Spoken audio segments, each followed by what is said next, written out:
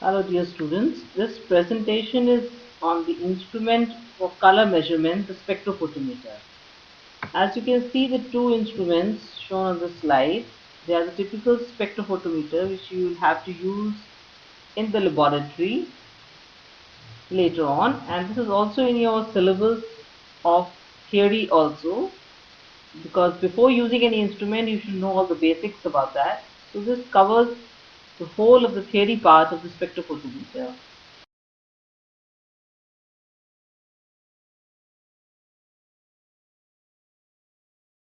A spectrophotometer is a device that measures the light intensity as a function of wavelength. That means in the spectrophotometer, we use the wavelength, and by changing the wavelength, we record as to how much light is passing through, and we get the transmittance or the absorbance readings with the help of the spectrophotometer. This is the typical instrument of a spectrophotometer which we will be using later on in the laboratory. So you can have a view at the picture. See, this is a machine name spectrophotometer, the brand which we are using, the model number and its origin. So this instrument is attached to a computer on which you will get the data, you will get the graph directly, or you can either plot. If you don't have a computer attached to it, you can just take the reading and draw the graph by your own.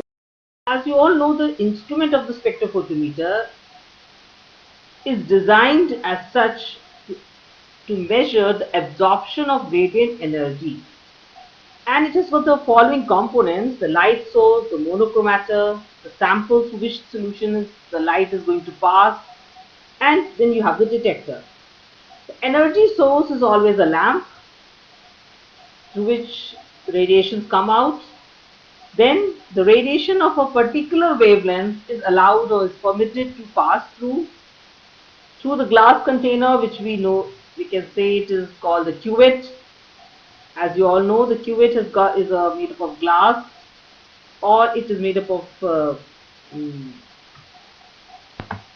as you all know, the instrument of the spectrophotometer is such designed as to measure the absorption of radiant energy. It has the following components: the light source, the monochromator, the sample, and the phototube or the measuring absorbed or transmitted. The light source is always a lamp from which the radiations come, and then a radiation of a particular wavelength is allowed to pass through the glass container, which is made up of, it can be made either of plastic, glass, or fused quartz, depending upon the light which is going to pass, like UV light or visible light. The detector measures the energy after it has passed, and we get the absorbance or the transmission at the later end. As you all can see, these are the figures or diagrams of the cuvette which is used in the spectrophotometer. The cuvette is made up of glass, quartz, or it can be made up of plastic, and the contents are filled up to 2/3 of the cuvette size, not more than that. Two surfaces of the cuvettes are transparent and two are translucent. So when we place the cuvette in the spectrophotometer, we have to see that the transparent portion comes in line with the wavelength of the light. You all can see the types are like the colorimeter and the spectrophotometer. These are two types, single beam and double beam. The function of the spectrophotometer is color measurement and calculation, which we do in the laboratories. In industry, we can use it in recipe formulation and cost calculation, quality control management, and match prediction and color correction also. Line diagram of the spectrophotometer, where you have the source which consists of light, which is multidirectional. When it passes through the slit, light of a particular wavelength will pass through it, then cross the prism, disperse, finally pass through the sample which is placed in the cuvette, which I have shown in the earlier slide. Then it is detected, and then you get the result or the reading which you can record and analyze. This schematic line diagram explains the working or the principle of the spectrophotometer on which it works. The difference between the single beam and the double beam spectrophotometer. Single beam is the old type, dual beam is the new type. Single beam are cheaper, hence easily available. Dual beam are relatively expensive and are basically used in industries. Calibration tiles used as a standard light. Here two beams are there, reference as well as the reflected analyzed. Spherical errors cannot be minimized, where here the spherical errors can be minimized. In the double beam spectrophotometer, there is a lamp. The light passes and then a particular wavelength comes out to the monochromator. Then the light passes through the reference and the sample. The reference is the solution in which the sample is prepared. The colored sample is prepared, you can say, like, because the spectrophotometer only detects the colored sample. So it can be water, it can be organic solvent, it can be a buffer. Anything in which the solution is prepared is the reference. So light passes through the reference as well as the sample. They are detected, and ratio is that the sample reading is minus from the reference, and you get the reading of the sample only by dual beam spectrophotometer. This is the anatomy of this spectrophotometer. You have the light source, then you have the optic and the wing geometry, then you have the monochromation and the photo detection part. Three types of lamp which we can use as an illuminant are the tungsten light lamp, the xenon arc lamp, and the pulse xenon arc lamp PXA. Light works on two principles. There's a normal optic and there's a reverse optic. In normal optic, the monochromate, when it is reflected, then it is photodetected. And in the reverse optic, the reflected light is passed through the monochromator and then it is photodetected. This is the viewing geometry. There are 4 CIE standard geometries. As I mentioned over here, the full form of CIE. It is the International Commission on Illumination and have defined a large number of spectral power distributions referred to as CIE standard illuminants to provide reference spectra for colorimetric issues. The illuminants are denoted by a letter or a letter number combination.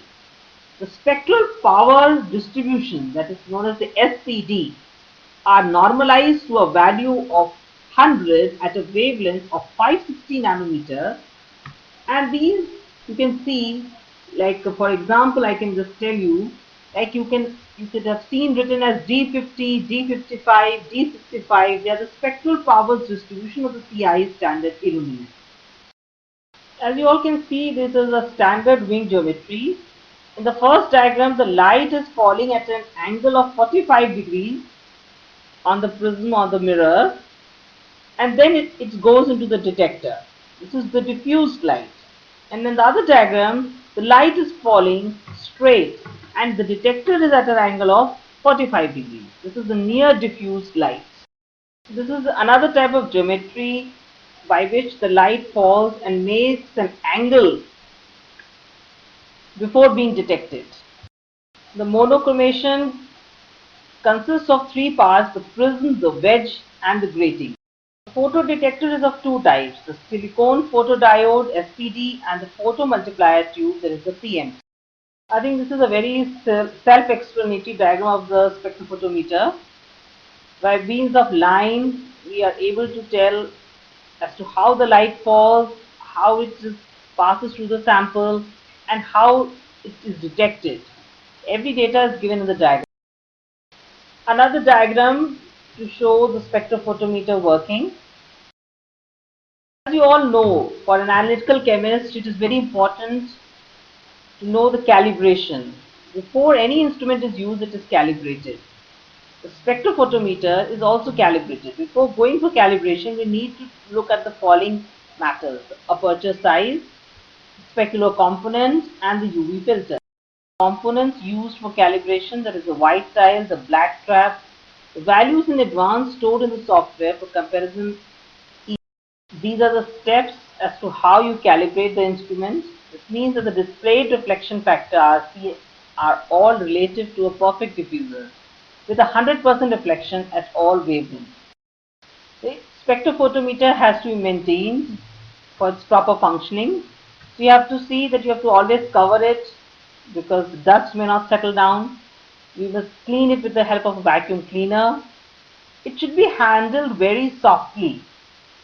Proper electrical stabilization is required. That means that before you start working on the spectrophotometer, like 15-20 minutes or half an hour prior, you just go and switch on the instrument so that it gets warmed up.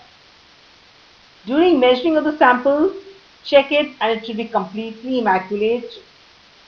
After procurement, it is necessary to verify its conformation to BSRA title standards, and it should be verified time to time by professional experts. For sample measurement, two things have to be kept in mind: that it should not be influenced by any backup material, and secondly, that it should be made 4 times for the sample by rotating 90 degrees at each time. To select a spectrophotometer, so the following points have to be kept in mind. What is the purpose of your work, number of samples you want to measure per shift, the precision, availability of a professional person, distance between the dye house and the instrument service center, the availability of spare parts and facility with the supplier. The spectrophotometer works on the Kubelenko-Munk theory, which is based on light absorption and partial scattering. Kubelenko and Munk formulated this theory to model the resultant light emerging from translucent and opaque media, assuming that there are only 2 light channels traveling in opposite directions. These are the 2 softwares which are used in the spectrophotometer. This figure also shows the spectrophotometer which is in working condition. These are the different parts of the spectrophotometer.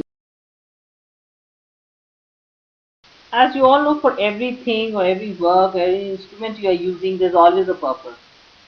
The purpose of the spectrophotometer is to collect recipe from data color, to measure CMC difference, so you have to pass or fail, to give staining, wash fastness, light fastness results, to know the metameric value and dye concentration, to give topping recipe.